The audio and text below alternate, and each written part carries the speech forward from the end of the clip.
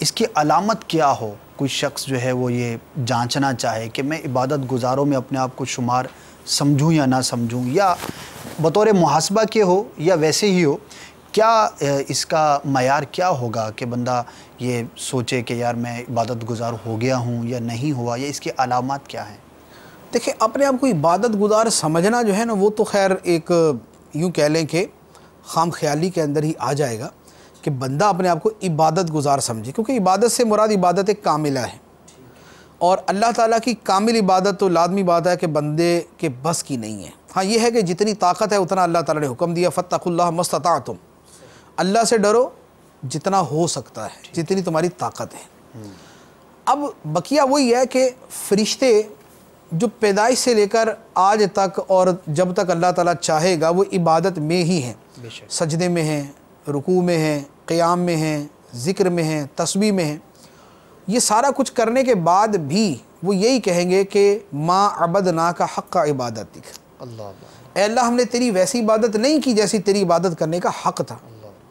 یا بڑے بڑے مقربین جو ہیں، جن کو معرفت کے، جنہوں نے سمندر پی لیے اور معرفتوں کے سمندروں کو عبور کر لیا، وہ بھی آخر میں یہی کہتے ہیں کہ ما عرفناک حق معرفتک، صحیح، ہم نے تیری ویسی معرفت حاصل نہیں کی جیسی معرفت حاصل کرنے کا حق تھا۔ سبحان اللہ، اتنا کچھ تو کرنے لہذا کے باوجود عبادت گزار اپنے آپ کو سمجھنا تو جو ہے وہ ذرا خام خیالی ہوگی اور نقصان دہ بھی ہو سکتا ہے، خود پسندی اور عجب کا شکار ہو سکتا ہے۔ بقیہ یہ ہے کہ کب آدمی یہ سمجھے کہ بہرحال اس نے جو ظاہری تقاضے ہیں ان کو کسی حد تک پورا کر لیے، تو اس میں تو یہ ہے کہ جو شریعت نے لازم عبادتیں کی ہیں ان کو جب وہ پورا ادا کرے، نمازیں ہیں، 5 نمازیں پڑھیں، اور بما اس کے واجبات اور سنن مؤکدہ کے ساتھ، کہ واجب جماعت کے ساتھ ہے تو جماعت کے ساتھ نماز پڑھیں، اور دیگر اس کے مستحبات اور آداب کا خیال کریں، تو اب وہ نماز کے اندر اپنے آپ کو سمجھے گا کہ میں نماز کی عبادت کے اعتبار سے عبادت گزار ہوں۔ ٹھیک ہے۔ اسی طرح دیگر عبادتوں میں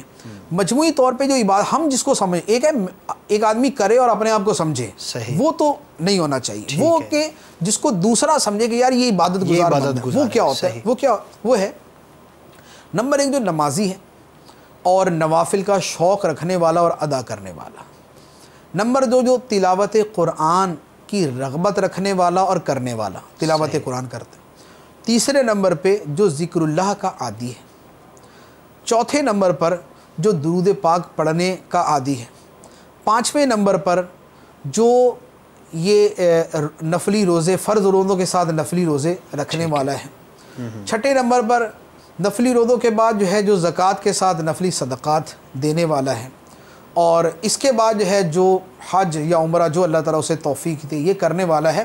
ہمارے عرف کے اعتبار سے اسے عبادت گزار سمجھا جاتا ہے، لیکن اس میں وہی عرض کروں گا کہ یہ عبادت گزار قرار دینا یہ اس خاص معنی کے اعتبار سے ہے جو عبادات، معاملات اور دیگر چیزوں کے اعتبار سے ہے، ورنہ وہ بندہ جو اللہ کی مرضی کے مطابق چل رہا ہے، اللہ تعالیٰ کے احکام پہ عمل کر رہا ہے، جن سے اللہ نے منع کیا ان سے بچ رہا ہے، وہ عبادت گزار ہے۔ یعنی عبادت کے اندر سب سے بڑا پہلو ہوتا ہے گناہ سے بچنا۔ بے شک، بلکہ ایک مجھے یاد آ گیا کہ حدیث مبارک بھی ہے کہ تو اللہ تعالیٰ کی نافرمانی سے بچ، سب سے بڑا عبادت گزار بن جائے گا۔ سبحان اللہ، سبحان اللہ۔ تقوی اختیار کر، سب سے بڑا عبادت گزار بن جائے گا۔ اسی طرح کے مفہوم کی حدیث مبارک ہے۔ لیکن جو نیکی کی دعوت کے کام میں مشغول ہے، اللہ کی طرف بلانے کی طرف مشغول ہے، وہ تو اللہ کی بارگاہ کے مقبول بندوں میں سے۔ سبحان اللہ، اتنی بڑی نیکی جو فرمایا گیا وَمَنْ أَحْسَنُ قَوْلًا مِّمَّنْ دَعَا إِلَى اللَّهِ وَعَمِلَ صَالِحًا وَقَالَ إِنَّنِي مِنَ الْمُسْلِمِينَ، اس سے اچھی کس کی بات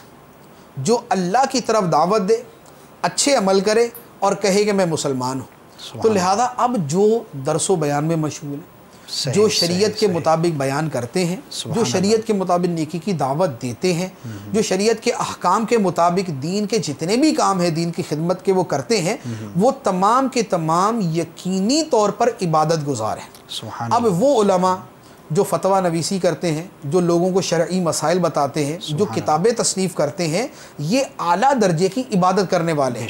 وہ طالب علم جو علم دین حاصل کرنے کے لیے مدرسے میں پڑھتا ہے، درس نظامی کرتا ہے، قرآن و حدیث، فقہ، تصوف یہ چیزیں پڑھتا ہے، یا جو کسی بھی علمی حلقے میں شرکت کر کے وہاں علم دین حاصل کرتا ہے، یا جو اجتماع کے اندر شرکت کرتا ہے، یہ تمام کے تمام لوگ عبادت کرنے والے ہی قرار پائیں گے اور یہ عبادت گزار ہی سمجھے جائیں. سبحان اللہ. صلو علی الحبیب صلی اللہ تعالی علی محمد. مجھے اپنی اور ساری دنیا کے لوگوں کی اصلاح کی کوشش کرنی ہے انشاءاللہ.